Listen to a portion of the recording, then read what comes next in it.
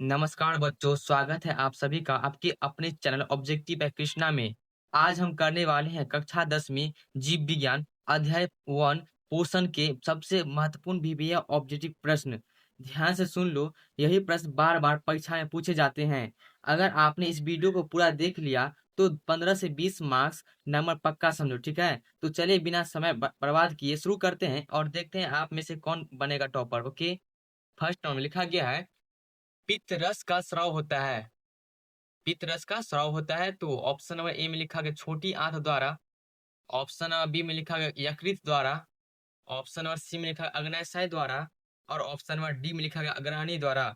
जल्दी से सोचो और कमेंट में बताओ ए बी सी या डी होगा, ठीक है? देखते हैं कितना लोग इसका सही उत्तर जानते हैं। तो इसका सही आंसर हो जाएगा ऑप्शन नंबर में 1 नंबर का बी हो जाएगा, ठीक है? यकृत से हो जाएगा, यकृत द्वारा हो जाएगा। ओके, पित्त रस का स्राव होता है तो यकृत के द्वारा ना पित्त रस का स्राव होता है, ठीक है? चलते हैं नेक्स्ट तरफ। अगर ये गलत हो गया ना तो एग्जाम में दिक्कत हो सकती है, ठीक है? लिखा गया है नेक्स्ट क्वेश्चन में गोबर छत्ता है। गोबर छत्ता है तो ऑप्शन नंबर ए में लिखा गया एक मृत जीवी। ये क्वेश्चन बहुत ज्यादा ईवीवी है, ठीक है? बहुत ज्यादा ये वाला क्वेश्चन ना ईवीवी है, बहुत ज्यादा ईवीवी है, ठीक है? मतलब गोबर छत्ता है तो ऑप्शन नंबर ए में लिखा गया एक मृत जीवी, ऑप्शन नंबर बी में लिखा गया एक परजीवी, ऑप्शन नंबर सी में लिखा गया एक स्वपोषी और ऑप्शन नंबर डी में लिखा गया एक शैवाल। तो इसका सही आंसर हो जाएगा ऑप्शन नंबर में क्वेश्चन नंबर 2 नंबर का दो ए हो जाएगा, ठीक है? एक मृतजीवी हो जाएगा सही आंसर। तो गोबर छत्ता है तो एक मृतजीवी है। और एक इम्पोर्टेंट बात, अगर आप इस वीडियो को शुरू से अंत तक देख लीजिएगा ना तो इस चैप्टर से जितना भी मतलब क्वेश्चन आएगा ना एग्जाम में तो आप वो आपसे बन जाएगा, ठीक है? क्योंकि ये इस लेक्चर में हम पूरा मतलब जो एग्जाम पॉइंट ऑफ व्यू से बहुत ज्यादा इंपॉर्टेंट है ना 100% वही क्वेश्चन लिया गया है, ठीक है? चलते हैं इसको तरफ। लिखा गया 3 नंबर में कवक में पोषण की कौन सी विधि होती है। बहुत ज्यादा इंपॉर्टेंट है, ठीक है? कवक में पोषण की कौन सी विधि होती है। तो ऑप्शन नंबर ए में लिखा गया श्यापोषी, ऑप्शन नंबर बी में लिखा गया समभुजी, ऑप्शन नंबर सी में लिखा गया स्मृतजीवी और ऑप्शन नंबर डी में लिखा गया है इनमें से कोई नहीं। ये प्रश्न कई बार परीक्षा में आ चुका है। जिसने सही जवाब दिया वो टॉपर बनने की लाइन में है, ठीक है? तो इसका सही आंसर हो जाएगा option number question number 3 number का सी हो जाएगा, ठीक है? मृतजीवी हो जाएगा सही आंसर। ओके, कवक में पोषण की कौन सी विधि होती है तो मृतजीवी होती है। ओके, चलते हैं नेक्स्ट तरफ। लिखा गया 4 नंबर में दूध से दही बनने में दूध से मतलब दूध से दही बनने में निम्नलिखित में से कौन सी अभिक्रिया होती है। इधर रिपीट हो गया है, ठीक है? ओके, और दूध से दही बनने में निम्नलिखित में से कौन सी अभिक्रिया होती है। तो ऑप्शन नंबर ए में लिखा गया है अपघटन, ऑप्शन नंबर बी में लिखा गया है किण्वन, ऑप्शन नंबर सी में लिखा गया है उत्सर्जन और ऑप्शन नंबर डी में लिखा गया प्रकाश संश्लेषण। तो इसका सही आंसर हो जाएगा ये वाला क्वेश्चन है बहुत ज्यादा इंपोर्टेंट, ठीक है? बहुत ही ज्यादा भी ये रहा क्वेश्चन है। तो इसका सही आंसर हो जाएगा ऑप्शन नंबर 4 नंबर का बी हो जाएगा, ठीक है? किण्वन हो जाएगा सही आंसर। ओके, और दूध से दही बनने में निम्नलिखित में से कौन सी अभिक्रिया होती है तो किण्वन अभिक्रिया होती है। चलते हैं नेक्स्ट तरफ। लिखा गया 5 नंबर में लिखा गया क्लोरोफिल वर्णक का रंग होता है। मोस्ट इंपोर्टेंट क्वेश्चन है, मोस्ट इंपोर्टेंट, ठीक है? क्लोरोफिल वर्णक का रंग होता है तो ऑप्शन नंबर ए में लिखा गया काला, ऑप्शन नंबर बी में लिखा गया पीला, ऑप्शन नंबर सी में लिखा गया नीला और ऑप्शन नंबर डी में लिखा गया हरा। तो इसका सही आंसर हो जाएगा ऑप्शन नंबर में 5 नंबर का क्या हो जाएगा तो डी हो जाएगा, ठीक है? हरा हो जाएगा सही आंसर। ओके, मतलब क्लोरोफिल वर्णक का रंग कैसा होता है तो हरा रंग होता है, ठीक है? अगर गलत हुआ तो कोई बात टेंशन वाला बात नहीं है, ठीक है? इसको सुधार लेना। ओके, याद कर लीजिएगा आप लोग जितना भी आज से बताते हैं ना, अगर आपको क्वेश्चन नहीं याद हो तो मतलब होता है ना तो आप याद कर लीजिएगा। ओके, चलते हैं इसको तरफ। चैनल को सब्सक्राइब कर लो, रोज ऐसे भी प्रश्न मिलेंगे। ओके, ध्यान लगा कर बैठो, अगला प्रश्न थोड़ा खतरनाक है। चलते हैं इसको, तब लिखा गया है 6 नंबर में दांत का कठोरतम भाग है। दांत का कठोरतम भाग है तो ऑप्शन नंबर ए में लिखा गया डेंटाइल, ऑप्शन नंबर बी में लिखा गया इनामेल, ऑप्शन नंबर सी में लिखा गया मज्जा गुहा और ऑप्शन नंबर डी में लिखा गया केनाइन। तो इसका सही आंसर हो जाएगा ऑप्शन नंबर में क्या हो जाएगा इसे सही आंसर तो 6 नंबर का बी हो जाएगा, ठीक है? एनामिल हो जाएगा सही आंसर। ओके, मतलब दांत का कठोरतम भाग क्या होता है तो इनामिल होता है, ठीक है? चलते हैं नेक्स्ट तरफ। ये question exam point of view से बहुत ज्यादा इंपॉर्टेंट है, ठीक है? चलते हैं, लिखा गया है नेक्स्ट तरफ में 7 नंबर में निम्नलिखित में से किससे रंध्र के छिद्र घिरे रहते हैं। निम्नलिखित में से किससे रंध्र के छिद्र घिरे रहते हैं? तो ऑप्शन नंबर ए में लिखा है क्यूटिकल से, ऑप्शन नंबर बी में लिखा है गार्ड कोशिका से, ऑप्शन नंबर सी में लिखा है वात रंध्रों से, और ऑप्शन नंबर डी में लिखा गया इनमें से कोई नहीं। तो इसका सही आंसर हो जाएगा ऑप्शन नंबर 7 नंबर का बी हो जाएगा। ठीक है, गार्ड कोशिका से। निम्नलिखित में से किससे रंध्र के छिद्र घिरे रहते हैं? तो गार्ड कोशिका से घिरे रहते हैं। ठीक है, रंध्र के छिद्र। ओके, ये सब बहुत इंपॉर्टेंट ये क्वेश्चन सब है। ठीक है, लिखा गया अगला क्वेश्चन में, इससे नोट कर लो 100% एग्जाम में आ सकता है। ओके, अब देखेंगे असली खिलाड़ी कौन है। लिखा गया है 8 नंबर में, निम्न में से किस रंग की प्रकाश किरण प्रकाश संश्लेषण के लिए सबसे प्रभावी है? मोस्ट इंपोर्टेंट क्वेश्चन है, मोस्ट इंपोर्टेंट। ओके, निम्न में से किस रंग की प्रकाश किरण प्रकाश संश्लेषण के लिए सबसे प्रभावी है? तो ऑप्शन नंबर ए में लिखा गया हरा, ऑप्शन नंबर बी में लिखा गया नीला, ऑप्शन नंबर सी में लिखा गया पीला, और ऑप्शन नंबर डी में लिखा गया लाल। तो इसका सही आंसर हो जाएगा ऑप्शन नंबर में, क्वेश्चन नंबर 8 नंबर का क्या हो जाएगा? तो डी हो जाएगा। ठीक है, लाल हो जाएगा सही आंसर। ओके, निम्न में से किस रंग की प्रकाश किरण प्रकाश संश्लेषण के लिए सबसे प्रभावी है? तो लाल रंग की। ठीक है, ओके, आप देखेंगे असली मतलब अब जो स्टार्ट होने वाला है ना, अब जो क्वेश्चन आएगा ना, वो बहुत ज्यादा वीवीआई, इससे भी वीवीआई ऑब्जेक्टिव वो सब है। साथ साथ अब सही उतार देखो, लिखा गया है 9 नंबर में, स्टार्च की उपस्थिति की जांच के लिए किस विलयन का उपयोग होता है? स्टार्च की उपस्थिति की जांच के लिए किस विलयन का उपयोग होता है? तो ऑप्शन नंबर ए में लिखा गया आयोडीन का, ऑप्शन नंबर बी में लिखा गया सेफ्रेनिन का, ऑप्शन नंबर सी में लिखा गया इयोसिन का, और ऑप्शन नंबर डी में लिखा गया मेथिलीन का, मेथिलीन ब्लू का। तो इसका सही आंसर हो जाएगा ऑप्शन नंबर 9 नंबर का ए हो जाएगा। ठीक है, आयोडीन का हो जाएगा सही आंसर। ओके, स्टार्च की उपस्थिति की जांच के लिए किस विलयन का उपयोग होता है? तो आयोडीन विलयन का उपयोग होता है। ठीक है, जिसका लगातार सही हो रहा है कमेंट में जरूर लिखो। जय हिंद। अगर 10 में से 8, अगर 9 में से 8 ही सही कर लिया ना, तो सिलेक्शन पक्का है, एग्जाम में टॉपर पक्का बनिएगा आप लोग। ओके, चलते हैं इसको तरफ। लिखा गया 10 नंबर में, प्रकाश संश्लेषण संश्लेषण की दर निम्न में से किन कारकों पर निर्भर करती है?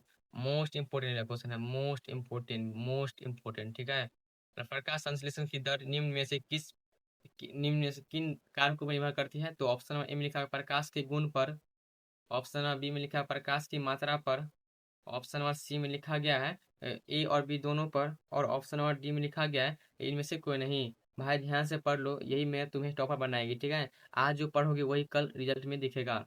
तो इसका सही आंसर हो जाएगा क्वेश्चन नंबर 10 नंबर का सी हो जाएगा। ठीक है, ए और बी दोनों हो जाएगा सही आंसर। और प्रकाश के गुण पर भी और प्रकाश की मात्रा पर भी, मतलब ए और बी दोनों कारकों पर निर्भर करती है। ठीक है, प्रकाश संश्लेषण की दर। चलते नेक्स्ट तरफ। लिखा गया है 11 नंबर में, रंध्र मुख्यतः पाए जाते हैं। तो ऑप्शन नंबर ए में लिखा है जड़ों पर, ऑप्शन नंबर बी में लिखा गया पत्तियों पर, ऑप्शन नंबर सी में लिखा गया तना पर, और ऑप्शन नंबर डी में लिखा गया इनमें से कोई नहीं। तो इसका सही आंसर हो जाएगा option number question number 11 number का बी हो जाएगा। ठीक है, पत्तियों पर हो जाएगा सही आंसर। रंध्र मुख्यतः पाए जाते हैं, तो पत्तियों पर पाए जाते हैं रंध्र। ओके, चलते हैं नेक्स्ट तरफ। लिखा गया है 12 नंबर में, कृमि रूप परिशेषिका किसका हिस्सा है? तो ऑप्शन नंबर ए में लिखा गया आहार नाल का, ऑप्शन नंबर बी में लिखा गया तंत्रिका तंत्र का, ऑप्शन नंबर सी में लिखा गया वाहिकीय तंत्र का, और ऑप्शन नंबर डी में लिखा गया प्रजनन तंत्र का। तो इसका सही आंसर हो जाएगा ऑप्शन नंबर 12 नंबर का क्या हो जाएगा? तो ए हो जाएगा। ठीक है, आहार नाल का कृमि रूप परिशेषिका किसका हिस्सा है? तो आहार नाल का हिस्सा है। ठीक है, हार मानने वाले नहीं, जीतने वाले बनो। याद रखो, छोटा छोटा प्रयास ही बड़ा रिजल्ट देता है। ठीक है, तुम कर सकते हो, बस खुद पर विश्वास रखो। चलते नेक्स्ट तरफ।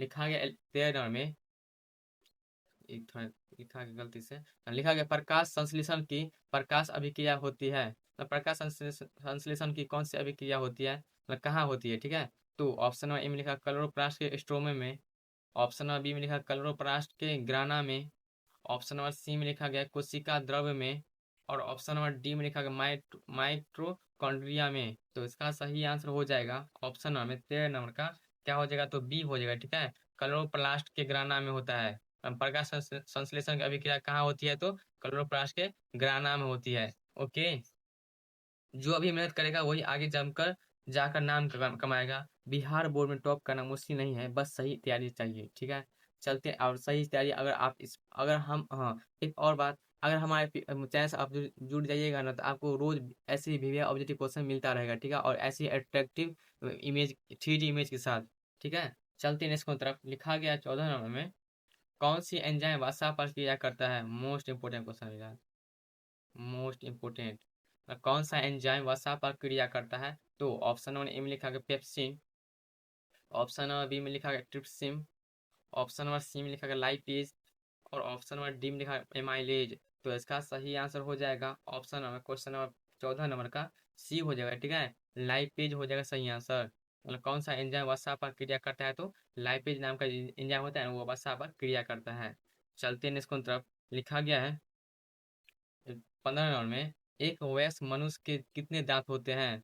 एक वयस्क मनुष्य के कितने दांत होते हैं? तो ऑप्शन नंबर ए में लिखा है 28, ऑप्शन नंबर बी में लिखा गया है 30, ऑप्शन नंबर सी में लिखा गया है 32, और ऑप्शन नंबर डी में लिखा गया है 34। तो इसका सही आंसर हो जाएगा ऑप्शन नंबर में, क्या हो जाएगा इसका सही आंसर? 15 नंबर का तो सी हो जाएगा, 32 हो जाएगा सही आंसर, ओके। मतलब एक वयस्क मनुष्य के कितने दांत होते हैं? तो 32 दांत होते हैं। हम काउंट कर देंगे, देखिए 1, 2, 3, 4, 5, 6, 7, 8, 9, 10, 11, 12, 13, 14, 15 है, ठीक है।